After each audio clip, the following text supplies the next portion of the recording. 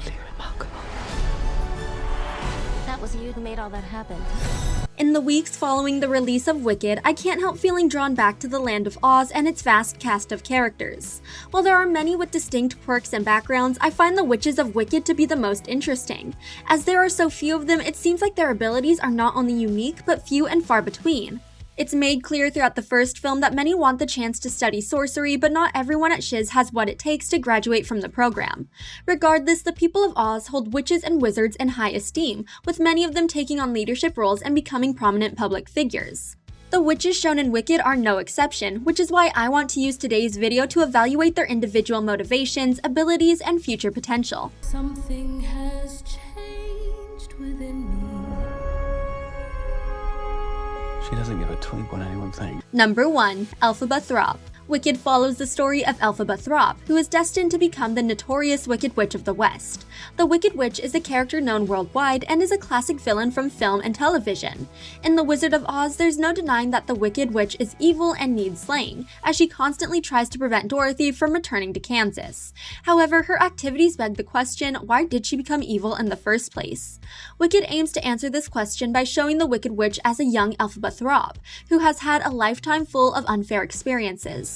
The stage production and now the film show that Elphaba was pushed into becoming the Wicked Witch despite having a good heart and the best intentions. Elphaba is the eldest daughter of Governor Throp, but due to her mother having an affair and regularly drinking her partner's coveted green elixir, Elphaba was born with green skin. Her unique appearance caused her to become ostracized by her family and peers alike, leaving Elphaba to act as the perfect daughter only to receive minimal love in return. As an adult, she does everything she can to care for her younger sister Nessa, which places her in Madame Morrible's sights. Elphaba never planned to become the prodigy apprentice to the headmistress of Shiz, but doing so allows her to harness her innate magical abilities. Elphaba's abilities are significantly tied to her emotions. If she feels an injustice has transpired, her magic will manifest in mysterious ways, from massive explosions to lulling her aggressors to sleep. While Elphaba doesn't learn how to manage these outbursts, her historic knowledge and pure strength lead her to the Wizard of Oz. The wizard had always been Elphaba's idol, and she dreamed of working alongside him without judgment. Yet when he tricks her into painfully transforming his fleet of monkeys into ones that can fly, she realizes that he was never capable of magic in the first place. Elphaba uses her connection with the Grimoire to escape the wizard, even though doing so makes her an enemy of everyone in Oz. She embraces the role as she would rather fight for the mistreated creatures of Oz than abandon her morals. With her flying broomstick and an army of flying monkeys at her back, Elphaba flees into the western skies, where she'll likely continue practicing magic and harnessing the Grimoire. Oh, I can't attend you here and now as I'd like, but just try to stay out of my way. Just try. Number 2. Glinda Upland. Everyone knows Glinda as the Good Witch of the North, but her character is more nuanced than that. When we first meet Glinda in Wicked, she's a newly arrived student at Shiz who dreams of being accepted into Madame Morrible's sorcery program. She believes that as a member of the elite Upland family, she'll be accepted into the program without a problem. Her dreams are quickly dashed when Morrible avoids her approach and begins to personally train Elphaba, an act that adds fuel to the fire in regard to the pair's feud. Glinda lacks many traits of a proper witch. For starters, she believes that studying and hard work are unnecessary to achieve her goal, claiming that anyone of merit is successful because they're popular. Her shallow worldview means that Glinda cares little for her studies at Shiz and puts more of her effort into a relationship with Fiyero and attending social events. She also lacks natural talent. Unlike Elphaba, who summons magic the moment she is born, Glinda doesn't perform a single spell while attending Shiz. Instead, she receives a training wand from Madame Morrible, but only on Elphaba's behalf. Later, Glinda fails to use the training wand and refuses Elphaba's help. We know from the opening of the film that Glinda will become the Good Witch, a notable icon that the people of Oz idolize. However, the only spell she performs in the scene set in the future is creating a bubble strong enough to carry her wherever she pleases. She also relies on a wand to create this bubble, when Elphaba can cast spells without intention alone. As Wicked Part 1 ends with Glinda in the company of Madame Morrible, it's safe to assume she becomes the other woman's passion project, including intense lessons about practical magic. Glinda may not be a powerful sorceress like Elphaba, but her understanding of people makes her an asset to the wizard.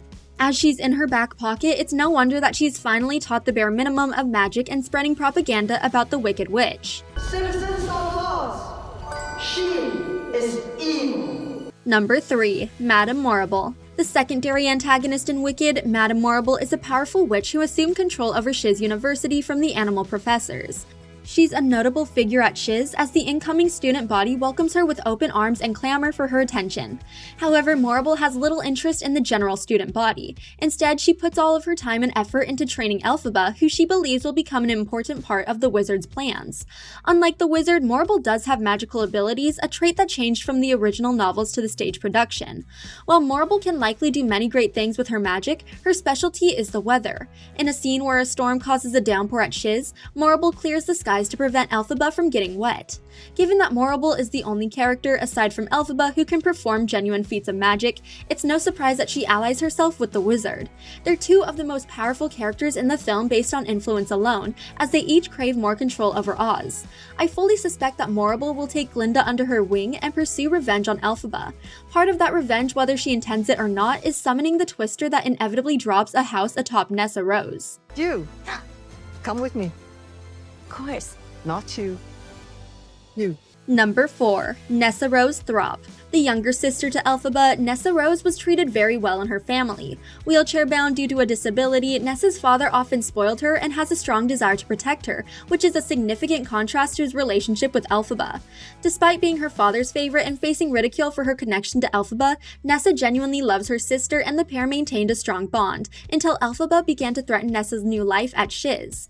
Throughout the first part of the film, the audience witnesses their bond beginning to fray, especially when Elphaba faces ridicule at the Oz Dust Ballroom. Nessa is present during the heartbreaking scene but does nothing to comfort her sister. Nessa's primary story arc focuses on her relationship with Bok, a munchkin who originally asked her out at Glinda's behest. Although Nessa cares for Bok a great deal, he has feelings for Glinda, a fact which haunts their relationship. Nessa is with her father when they learn of Elphaba becoming the Wicked Witch and witnesses her father's resulting death firsthand. Anyone who has watched The Wizard of Oz knows that Nessa will become the Wicked Witch of the East, complete with striped socks and shining slippers. Peculiarly, Nessa never mentions studying sorcery or practicing magic in the first part of the film. It's likely that her magical abilities will manifest later in life. In the original stage play, Nessa shares in Elphaba's ability to read from the Grimoire, using one of the spells to enchant Bok, forcing his heart to shrink before he can confess his love to Glinda. Go with her. What? If anything should happen to her. She'll be fine. It's clear that the witches in Oz are influential enough that they make waves that shape their society. Glinda becomes an idol for everyone to follow, Madame Morrible convinces the world that people like the wizard should be in power, and the Throp sisters become pariahs due to circumstances and unwillingness to endorse those in the wrong. Those 4 women change history for everyone in Oz, be they a hero or a villain in the narrative. They're incredibly important characters and will become the most relevant when Wicked Part 2 comes to theaters next year. Child has something very, very special. Absolutely remarkable. Thanks for watching. If you enjoyed this video, hit that like button, subscribe to our channel, and turn on notifications to stay updated on our uploads. To prepare you to expect the unexpected here at Shiz.